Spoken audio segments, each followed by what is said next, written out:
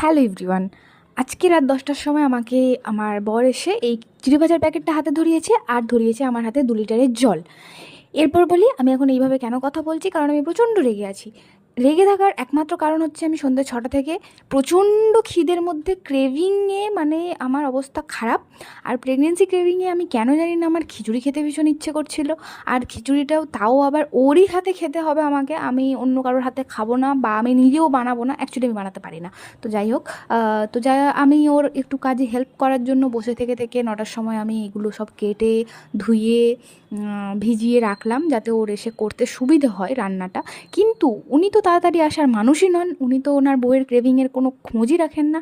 বানিয়ে দিয়েছেন, অবভিয়াসলি আমাকে বানিয়ে দিয়েছেন, আর আমি বলেছিলাম ডিমের অমলেট খাবো, তো ডিমও এনে দিয়েছে। তো যাই হোক, আমি রেগে ছিলাম বাট এখন রেগে নেই, কারণ আমি এখন খিচুড়ি আর অমলেট খেয়ে ফেলেছি।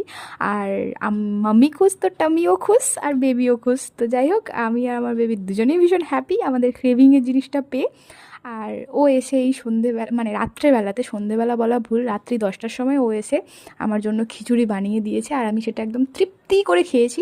আর আমার মনে পড়ে না যে আমি কবে এতটা খিচুড়ি খেয়েছি, আমি আজকে খেয়েছি।